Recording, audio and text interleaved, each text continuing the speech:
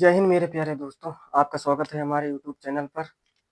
आज हम पढ़ने वाले हैं 12th फिजिक्स चैप्टर फर्स्ट, जिसका नाम है कूलाम का नियम तथा वैद्युत क्षेत्र। तो टाइम ना वेस्ट करते हुए हम सबसे पहले हेडिंग लगाएंगे वैद्युत आवेश।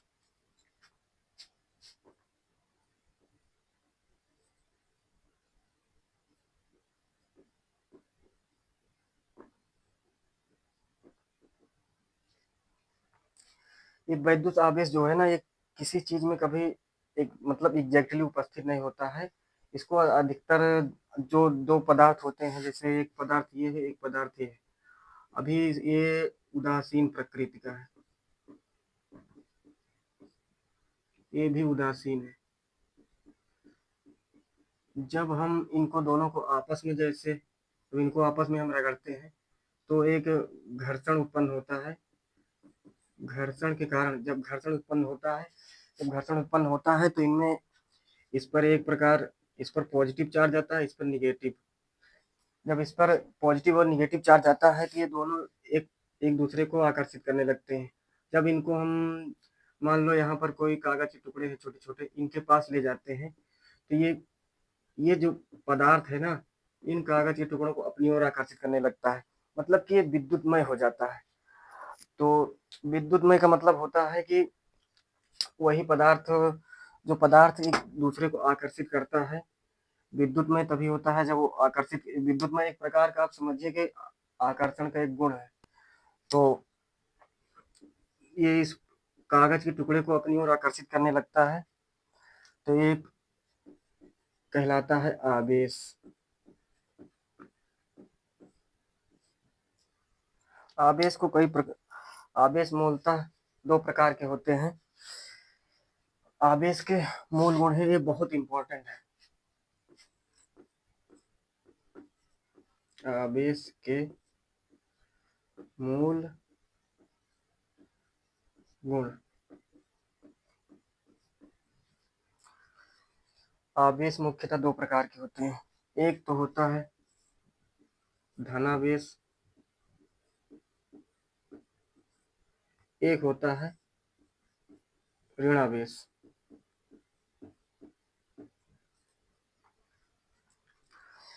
आवेश दो प्रकार, एक होता है धनावेश, एक होता है ऋणावेश।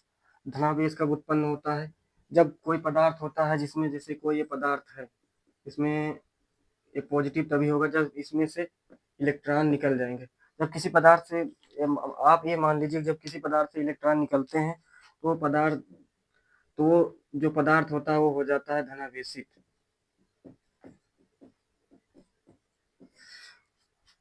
वो धनावेशित हो जाता है। और जब किसी मान लो कोई पदार्थ है, इसमें इलेक्ट्रॉन आते हैं, जब इसके अंदर इलेक्ट्रॉन आते हैं तो ये एक ऋणावेशित हो जाता है। एक एग्जांपल मैं आपको दे रहा हूँ, जैसे कि एक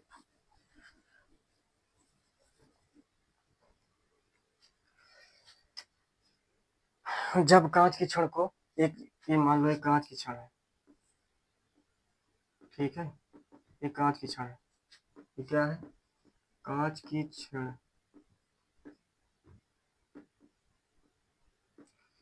कांच की छड़, इसको एक रेशम का एक टुकड़ा होता है, रेशम का कपड़ा, उससे जब इसको रगड़ते हैं तो इसमें घर्षण के कारण जब इसको रगड़ते हैं तो ये जो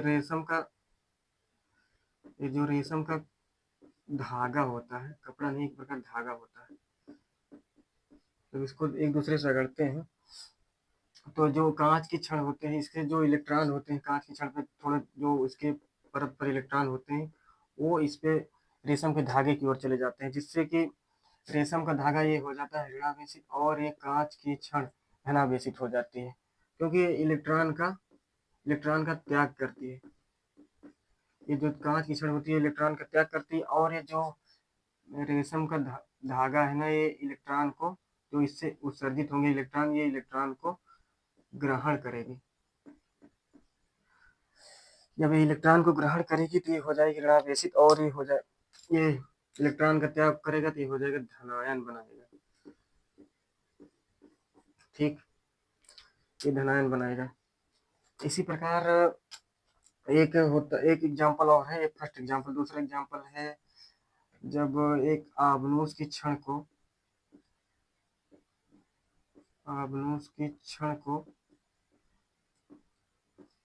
बिल्ली की खाल से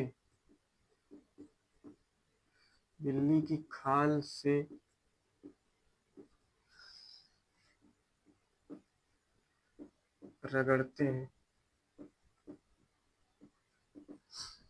जब बिल्ली की खाल से रगड़ते हैं तो जो आबनूस की छड़ होती है वो क्या हो जाती है? ये हो जाती है धनावेशित, और ये बिल्ली की खाल क्या हो जाती है? ऋणावेशित। ठीक, ये हो जाती है ऋणावेशित। इतना आप लोग समझ गए होंगे। इसको इरेज कर देते हैं।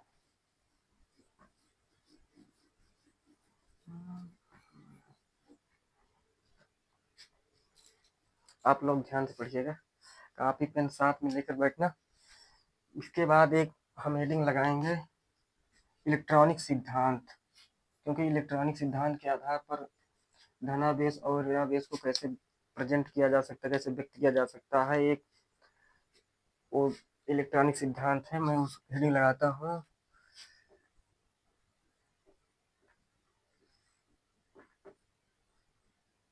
इलेक्ट्रॉन सिद्धांत, इलेक्ट्रॉनिक सिद्धांत।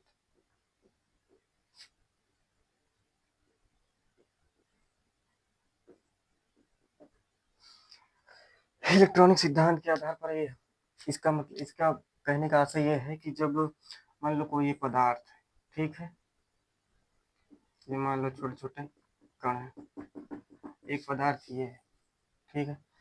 जब ये पदार्थ अपनी सतह से इलेक्ट्रॉन का उत्सर्जन करेगा, जब इलेक्ट्रॉन का उत्सर्जन करेगा मतलब कि इससे इलेक्ट्रॉन निकलेंगे, जब ये इलेक्ट्रॉन निकलेंगे इससे, तो ये जब इसमें इलेक्ट्रॉन की कमी होगी, जब इलेक्ट्रॉन की कमी होगी तो ये बनाएगा धनायन। मतलब धनायन का मतलब धनात्मक आवेश। ठीक, दूसरा पदार्थ ये फर्स्ट, ये सेकेंड है। जब ये इलेक्ट्रॉन को ग्रहण करेगा,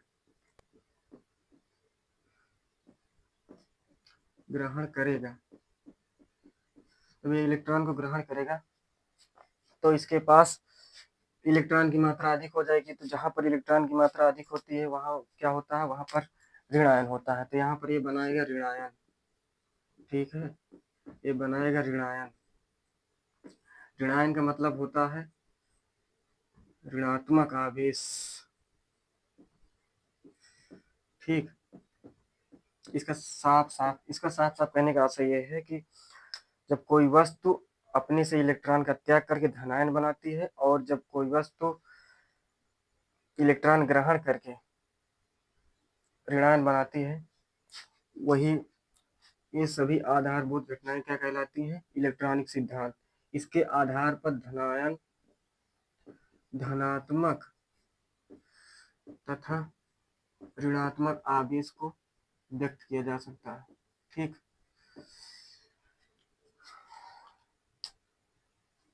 इतना आप लोगों को समझ में आ गया होगा। एक एक एग्जांपल और है, एक एग्जांपल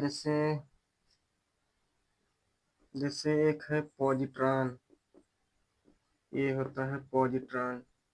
ठीक, इसको बीटा प्लस से रिप्रेजेंट करते हैं। इस पर कितना आवेश होता है? 1.6 इंटू 10 की पावर -19 कूलाम। ठीक, और होता है इलेक्ट्रॉन। इलेक्ट्रॉन पर भी कितना आवेश होता है? जितना पॉजिट्रॉन पर आवेश होता है उतना ही इलेक्ट्रॉन इस पर भी 1.6 गुणे 10 की घात -19 कूलाम आवेश होता है। ठीक है, इतना आप स्क्रीनशॉट मार लीजिए। बाकी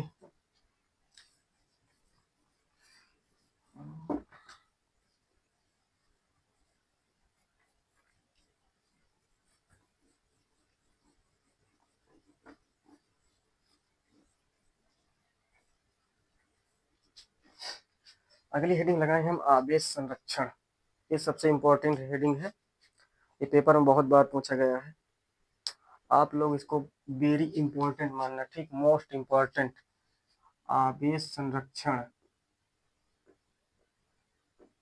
आवेश संरक्षण, ठीक।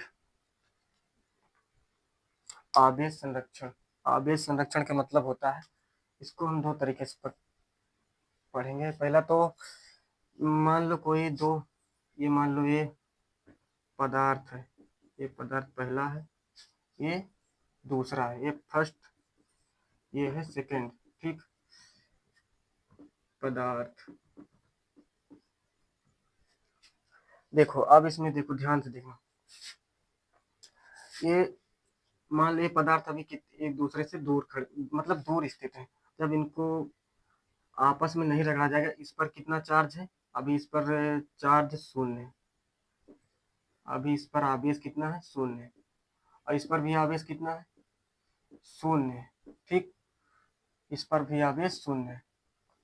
ये क्या है, जब ये दोनों पदार्थ एक दूसरे से दूर स्थित है, जब ये दोनों पदार्थ एक दूसरे से दूर स्थित है, मतलब इनको आपस में अभी संपर्क में नहीं लाया गया, तो ये दोनों आप दूर स्थित है, इनका आवेश कितना है, इसका भी आवेश शून्य, ये भी आवेश शून्य, मतलब उदासीन प्रकृति का, ये भी उदासीन प्रकृति का है।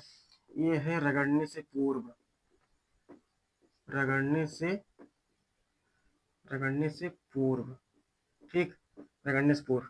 अब इसका कुल आवेश कितना हो जाएगा, अगर कुल आवेश निकालेंगे तो कितना हो जाएगा, कुल आवेश निकालें, इसका फर्स्ट वाले कितना आवेश है, फर्स्ट प्लस सेकंड का आवेश, दोनों को जोड़ देंगे,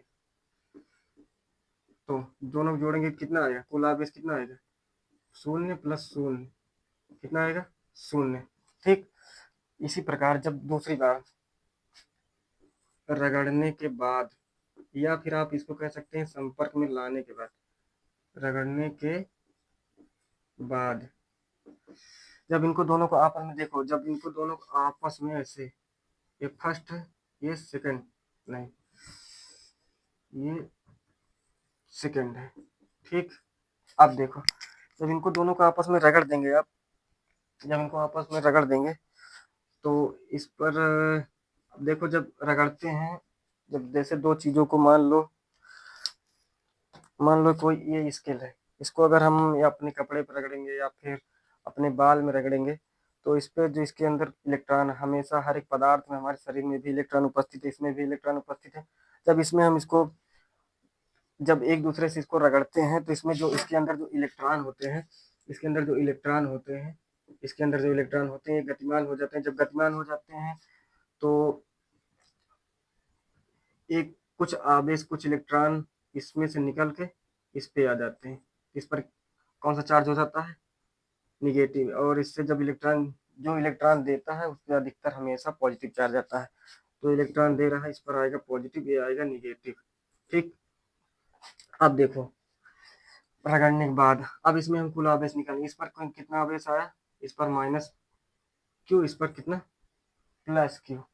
अब अगर कुल आवेश निकालेंगे, कहने का कुल मतलब ये है कि जब हम दोनों को रगड़ते हैं तो इलेक्ट्रॉन गतिमान हो जाते हैं, तो कुछ इलेक्ट्रॉन एक पदार्थ से दूसरे में चले जाते हैं, तो जिस पदार्थ से इलेक्ट्रॉन जाते हैं उसमें इलेक्ट्रॉन की कमी हो जाती है।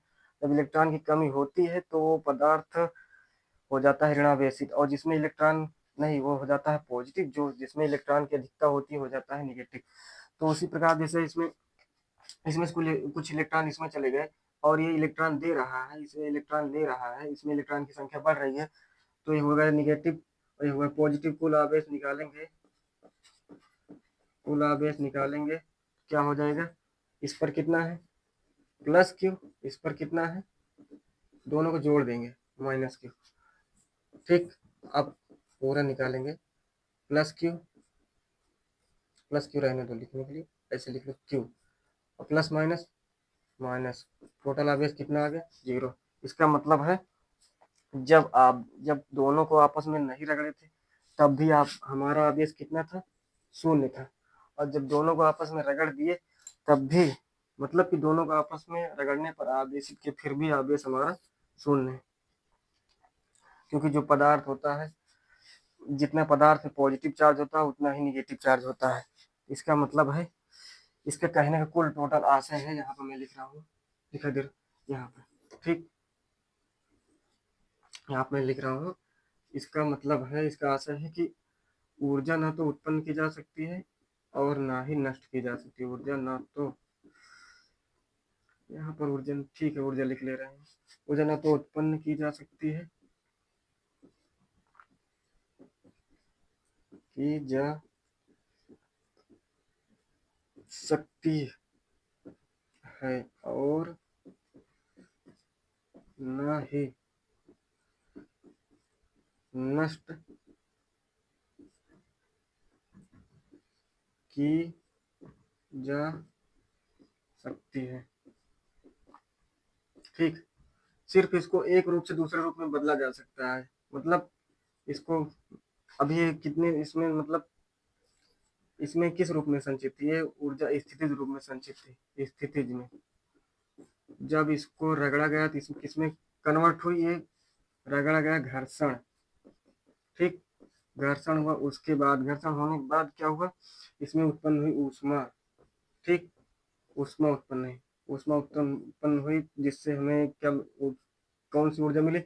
आकर्षित करने की, वस्तुओं को आकर्षित करने की, ठीक, आकर्षित करने की मिली, ठीक, आकर्षित करने की मिली। जब आकर्षित करने लगी ये चीजों को, तो इसको क्या हम बोल दिए? आवेश, ठीक, इसको हम क्या बोल दिए? आवेश।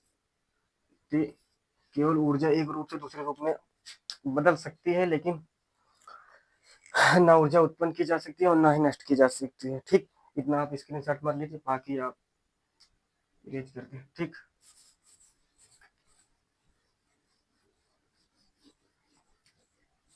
आप लोग इसको बहुत ध्यान से समझना, ये बहुत इंपॉर्टेंट है, पेपर में पूछा जाता है अक्सर।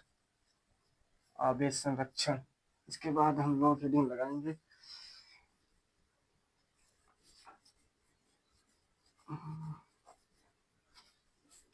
इसके बाद हम लोग हेडिंग लगाएंगे एम्पियर की परिभाषा।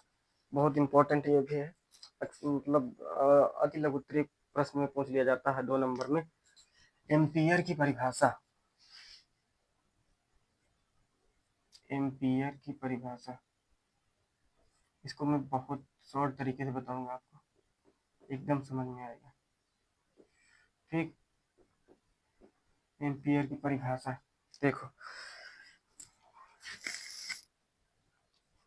एम्पियर की परिभाषा, इसमें एक दो तार लेंगे, ठीक, एक तार ये हो गया, एक तार ये हो गया, ठीक है। इसमें कौन सी धारा बह रही? आई, इसमें भी धारा बह रही है आई, ठीक। और इन दोनों के बीच की दूरी कितनी है? इन दोनों के बीच की दूरी है 1 मीटर, ठीक है।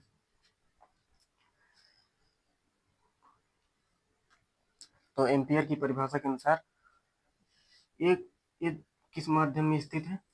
ये निर्वात में स्थित है। किसमें? निर्वात में।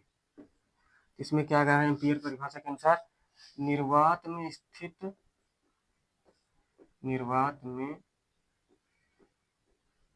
स्थित दो, ये किस, ये आपको कैसे लग रहे हैं? आपको कैसे लग रहे हैं? समांतर हैं या फिर कुछ किस प्रकार लग रहे हैं? ये है समांतर तार, ठीक है, एक दूसरे के समांतर है। निर्वात में स्थित दो समांतर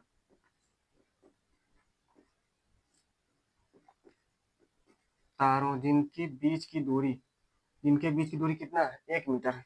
मतलब दोनों में धारा सेम ही बह रही है और इनके बीच की दूरी 1 मीटर है। जब दोनों, रुको 1 मिनट, 1 मिनट बता रहा हूँ, यहाँ से मान लो 1 मीटर, ये है प्रति मीटर। दो निर्वात में स्थित दो सीधे समांतर तारों के बीच जिनमें एक ही धारा बह रही हो, प्रति मीटर की लंबाई में अगर 2 × 10⁻⁷ न्यूटन का बल उत्पन्न हो या उत्पन्न कर दे प्रति मीटर में, तो क्या कहलाता है? वो एम्पियर की परिभाषा 1 एम्पियर कहलाती है, ठीक। जिसमें एक ही धारा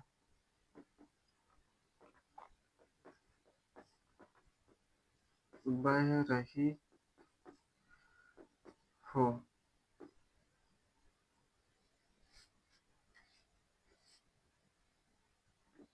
यदि प्रति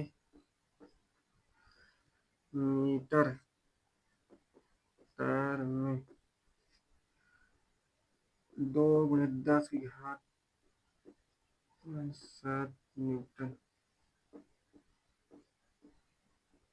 का बल उत्पन्न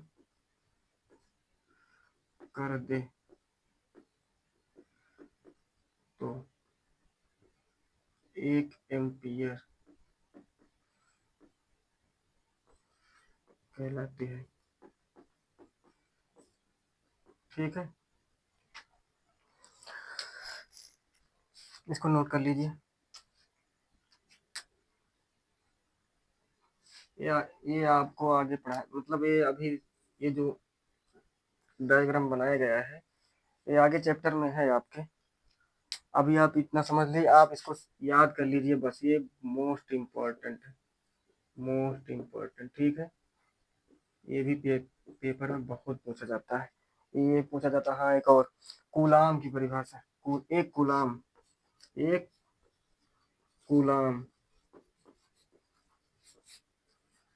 की परिभाषा। ठीक, एक कूलाम, ये भी बहुत इंपॉर्टेंट है। इसमें क्या रहता है, एक कूलाम वह आवेश है, एक कूलाम वह आवेश है जो 1 एम्पीयर की विद्युत धारा, 1 एम्पीयर की धारा लिख दे रहे हैं, 1 एम्पीयर की धारा 1 सेकंड तक, यहाँ पर तार में लिख लेना। ठीक है, तार में 1 एम्पीयर की धारा 1 सेकंड तक प्रवाहित करती है। ठीक, इसको नोट कर लीजिए। ठीक है,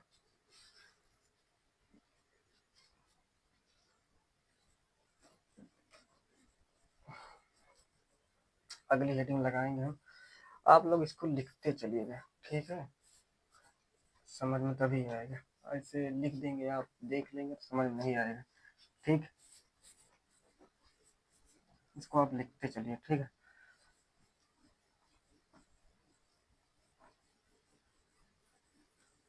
आप लोग को बढ़िया से कॉपी बनाना है, लिखना है, पढ़ना है। इसके बाद हम लोग हेडिंग लगाएंगे आवेश का क्वांटीकरण। ये भी बहुत इंपॉर्टेंट है, मोस्ट इम्पोर्टेंट ये भी सबसे अधिक पूछा जाता है, बहुत बहुत बार पूछा गया। आवेश का क्वांटीकरण, आवेश का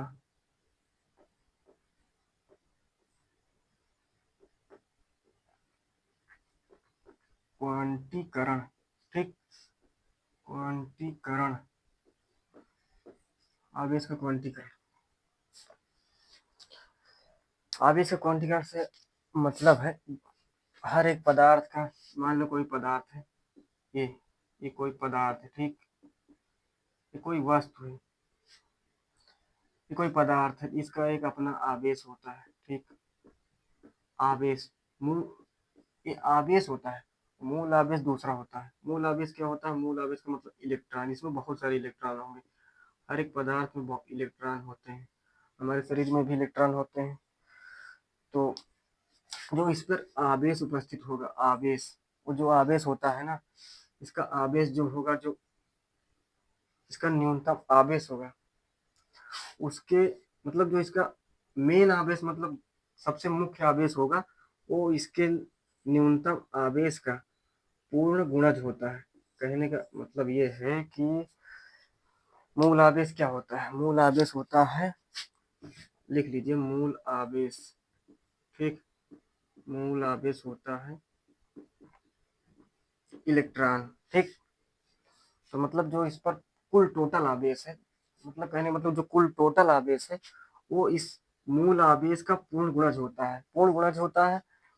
और यहाँ पर यन का मान, यहाँ पर एक इलेक्ट्रॉन हो सकता है, ठीक, दो इलेक्ट्रॉन हो सकता है, तीन इलेक्ट्रॉन हो सकता है, चार इलेक्ट्रॉन हो सकता है, डॉट डॉट सो वन, मतलब एन इलेक्ट्रॉन तक, ठीक। और यहाँ पर ये पूर्ण गुणज का मतलब होता है, पूर्ण गुणज का मतलब ये होता है, देखो, पूर्ण गुणज, पूर्ण गुणज का मतलब होता है जो एन का मान है ना, एन का जो मान है, एन का मान जो है ना, एन का मान ना तो दशमलव में होगा, न दशमलव, न दशमलव में होगा, ठीक, न दशमलव में होगा, ठीक है, और ना ही ये भाग में होगा। ये इसका मान जैसे कि आप लिख दो n बराबर 0.7 इलेक्ट्रॉन, ये गलत, ठीक। इसका मतलब है ना भाग में होगा ना ही पॉइंट में होगा। इसका मान हो सकता है 1 2 n का मान 3 4 dot dot dot dot n तक, ठीक। ये बहुत इंपॉर्टेंट है। अब फिर से एक बार मैं बोल दे रहा हूँ कि जो आवेश का मुख्य आवेश, मतलब किसी पदार्थ का मुख्य आवेश उसके मूल आवेश का पूर्ण गुणज होता है, पूर्ण गुणज, मतलब Q equal to n e. ये एन ई है, ए ई का मतलब होता है इलेक्ट्रॉन, मूल आवेश इलेक्ट्रॉन होता है, किसी पदार्थ का मूल आवेश इलेक्ट्रॉन होता है।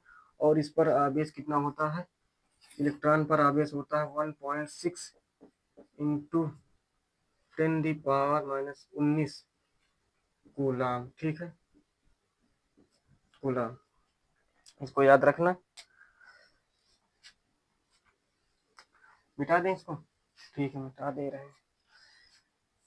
इसको ध्यान रखना, बहुत इंपॉर्टेंट है, इसको पढ़ लेना, अच्छे से तैयार कर लेना, पेपर में हर बार आता है। अगर आप तैयार करे रहेंगे तो आपके लिए आसानी होगी लिखने में, नहीं तो आपको भी दिक्कत होगी, ठीक। इसके बाद हम लोग हेडिंग लगाएंगे, लास्ट हेडिंग सबसे इम्पोर्टेंट, कूलाम का नियम, बहुत ज़्यादा इम्पोर्टेंट है। ये कभी कभी 3 नंबर में पूछ लिया जाता है, कभी कभी लॉन्ग में आ जाता है, सबसे इम्पोर्टेंट, ठीक। कूलाम का नियम, कूलाम का नियम, कूलाम का नियम, कूलाम का नियम कभी कभी बहुविकल्पी में पूछ लिया जाता है। कूलाम का नियम किस पर कार्य करता है, तो कूलाम का नियम दो बिंदु आवेशों के बीच कार्य करता है, जो कि निर्वात में, कभी कभी वो निर्वात में भी स्थित होते हैं, कभी कभी किसी माध्यम में स्थित होते हैं, दोनों के लिए मैं बताऊंगा।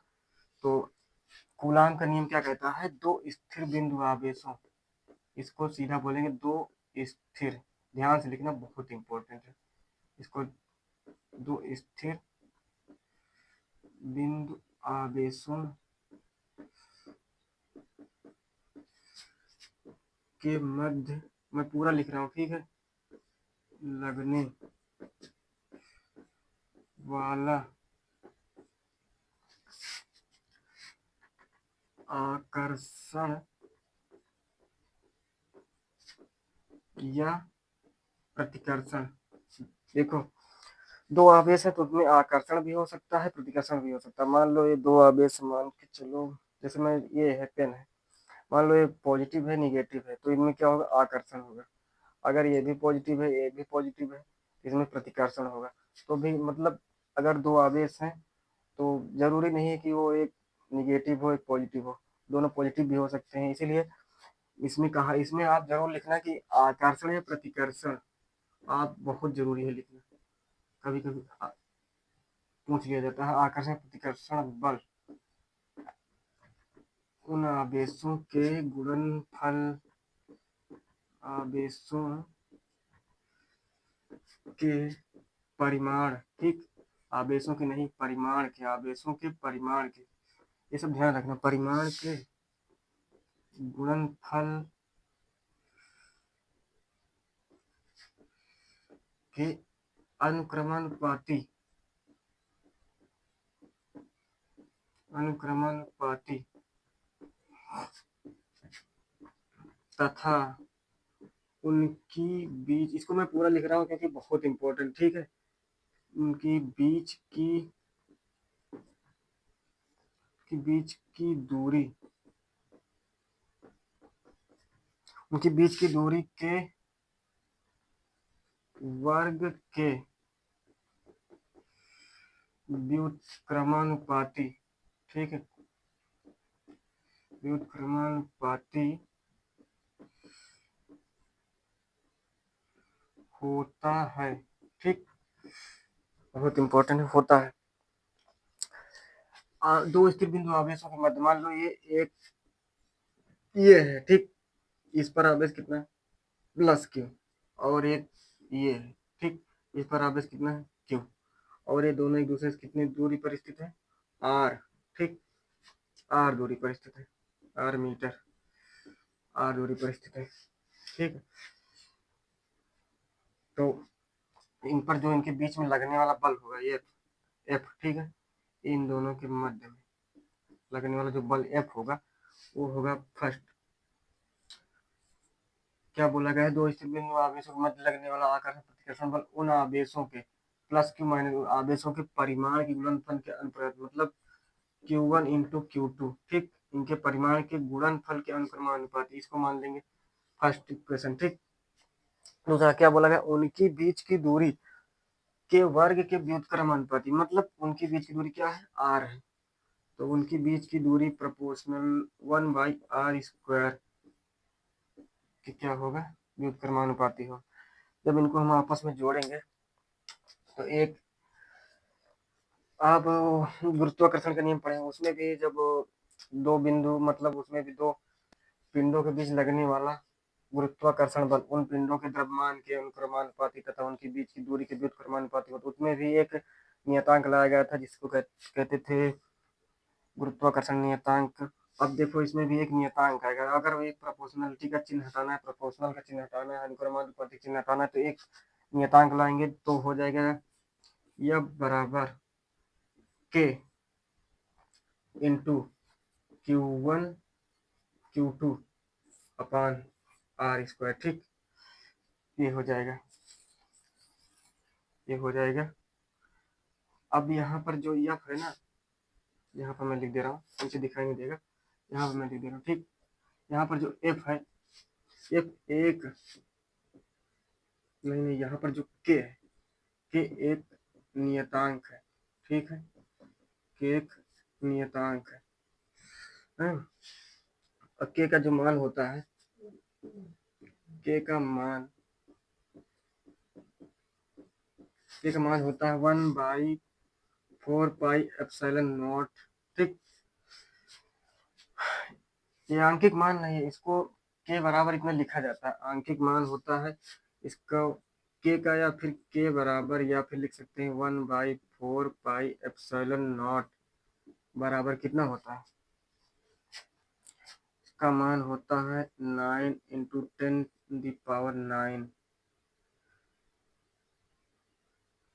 न्यूटन मीटर स्क्वायर प्रति कूलम स्क्वायर, ठीक, समझ लेना, ठीक है, इसका मात्रक होता है।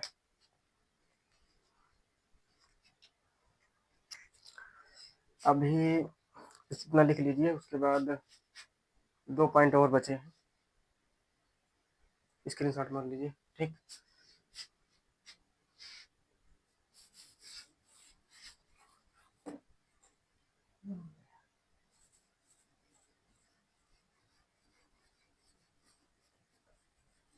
लास्ट हेडिंग है, बस बने रहिए, लास्ट हेडिंग नहीं है, अभी इसी का पार्ट अभी बचा हुआ है। क्या है, जब मान लो ये दोनों पिंड तो निर्वात में थे ना, वो जो हम सूत्र निकाले थे आर मीटर, ये पिंड किसमें थे, ये पिंड किसमें थे निर्वात में, ये भी था निर्वात में। अगर मान लो इनके बीच में कोई कांच या कोई परत या मतलब कुचालक पदार्थ रख दिया जाए, जब दोनों के मध्य कोई परावैद्युतांक, ठीक, परावैद्युतांक, परावैद्युतांक का मतलब जानते हो क्या होता है? परावैद्युतांक का मतलब होता है कुचालक पदार्थ, ठीक। कुचालक, कुचालक पदार्थ में क्या क्या आता है?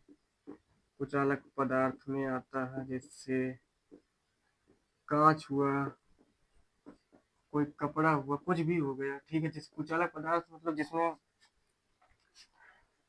वैद्युत धारा नहीं प्रवाहित हो सकती, ठीक, कुचालक पदार्थ रख दिया जाए तब,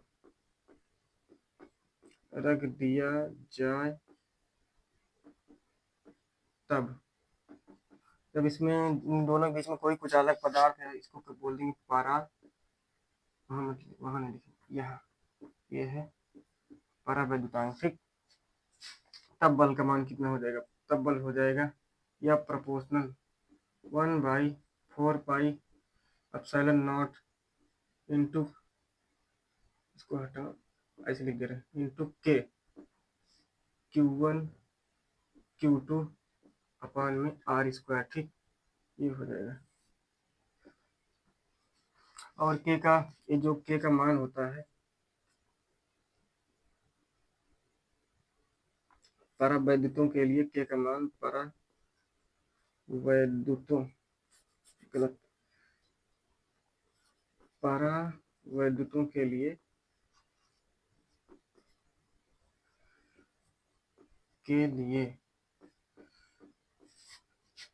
के का मान 1 से अधिक होता है, ठीक, पहला पॉइंट। दूसरा पॉइंट यह है कि धातुओं के लिए, ध्यान से लिखना इसको, बहुत अधिकतर बहुविकल्पीय में क्वेश्चन पूछा जाता है कि धातुओं के लिए परावैद्युतांक के का मान कितना होता है।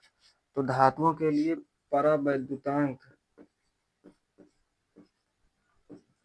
के का मान होता है इन्फिनिटिव, ठीक, इसको याद रखना, इन्फिनिटिव होता है, ठीक है।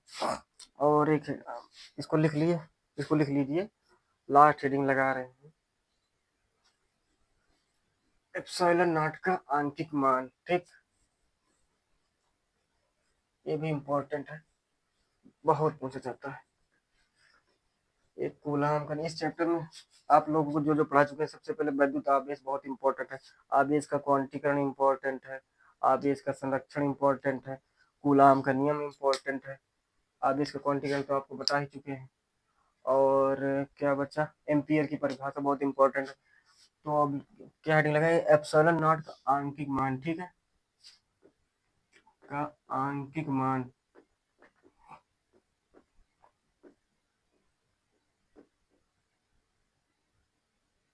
आंशिक मान, ठीक, आंशिक मान। अभी हम आपको क्या बताए थे, 1/4 पाई एप्सिलॉन नॉट बराबर क्या बताए थे, 9 × 10⁻9 न्यूटन मीटर स्क्वायर प्रति कूलाम स्क्वायर, यही बताए थे ना, याद है, कूलाम स्क्वायर, ठीक। अब इसको देखो, अब हम इसको पक्षांतर करेंगे, इसको उधर ले जाएंगे, इसको नीचे ले आएंगे, ठीक, तो क्या हो जाएगा, अब इसको उधर ले जाएंगे, ठीक है, क्या हो जाएगा, 1/4 पाई, ये नीचे आ जाएगा पूरा, 9 × 10⁻9, ये उधर चला जाएगा एप्सिलॉन नॉट, ठीक।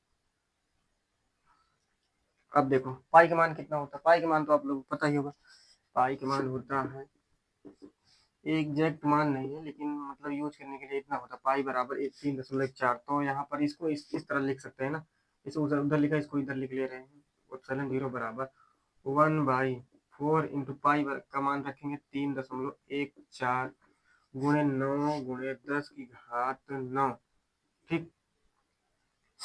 अब देखो इसको इसमें गुणा कराएंगे, एप्सिलॉन नॉट बराबर 1/4 चौक 16, 4 4 एकम 4 1 5 4 3 12, ठीक, गुणे 9 गुणे 10⁻9। ठीक, एप्सिलॉन बराबर क्या हो जाएगा, और इसमें 9 से गुणा कराएंगे, 1/9 6 54 4 5 9 45 5 50 4 5 5 9 2 18 5 23 9 9 2 11 2 अंक पे दशमलव 113.04 10⁻9। ठीक, ये ऊपर चला जाएगा। नहीं, पहले इसको भाग दीजिए, भाग देंगे तो इसको भाग दे लेना, मैं लिख दे रहा हूँ। ठीक, एप्सिलॉन नॉट बराबर इसको भाग देंगे तो इतना आएगा 0.00846 इतना लमसम आएगा। अब इनटू 1/10⁹। ठीक, अब इसको ऊपर ले जाएंगे, क्या हो जाएगा, एप्सिलॉन नॉट बराबर 0.00846 इंटू 10⁻⁹ ठीक, अब इसको इसमें दशमलव, इसको 3 अंक दशमलव उधर ले जाएंगे, सार्थक अंक में लिखेंगे तो क्या हो जाएगा, एप्सिलॉन नॉट बराबर ये हो जाएगा 8.8। अब ये जब 5 से बड़ी संख्या कोई आती है इधर, तो उसका मतलब जब इसके बाद कोई बड़ी संख्या आती है 5 से बड़ी, तो उसका एक जोड़ दिया जाता है इसमें, क्या हो जाएगा 8.8, ये 4 की जगह क्या हो जाएगा 5 इंटू, अब इधर से देखो कितना मतलब कितना अंक दशमलव उधर ले जा रहा है, 1 2 3, 3 अंक दशमलव उधर ले जा रहा है, तो कितना जुड़ जाएगा इसमें, 10⁻−9 पहले से है, और -3 और जुड़ जाएगा, मतलब 3 अंक उधर जा रहा है तो कितना हो जाएगा -12। ठीक, अब इस इतना हो जाएगा पाई का मान, एप्सिलॉन नॉट का मान। ठीक, एक मिनट हो जाएगा। लेकिन देखो एक चीज और, यहाँ पर गलती मत करना कभी भी, वो अधिकतर उसमें पूछ लिया जाता है बहुविकल्पीय में, इधर ध्यान से देखना। इसमें इसका मात्रक क्या था, 1/4 पाई नॉट का मात्रक क्या था, न्यूटन मीटर स्क्वायर प्रति कूलम स्क्वायर। ठीक, कितना था इसका मात्रक, कितना था।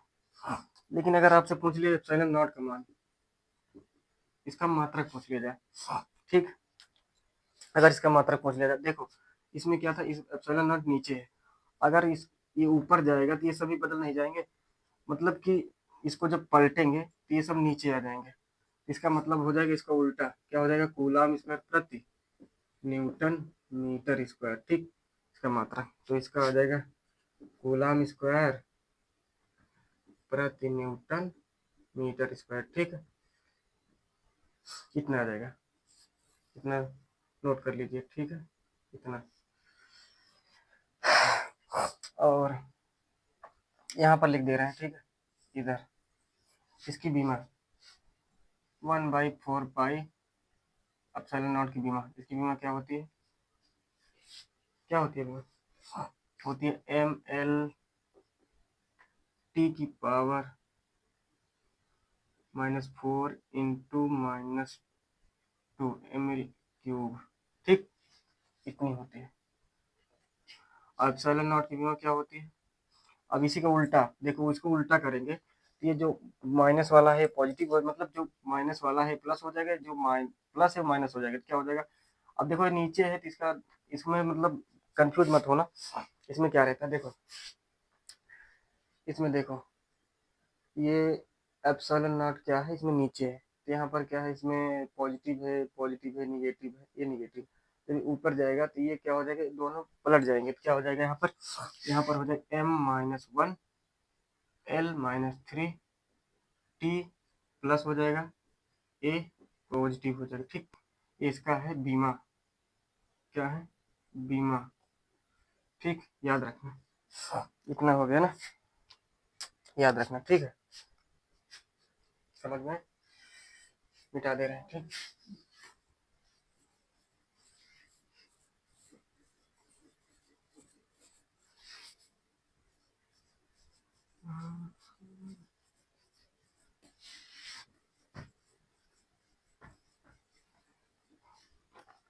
ठीक है दोस्तों, तो आज के लिए इतना ही, कल मिलेंगे एक बढ़िया सी क्लास में एक नई शुरुआत के साथ। ठीक, तो नमस्कार।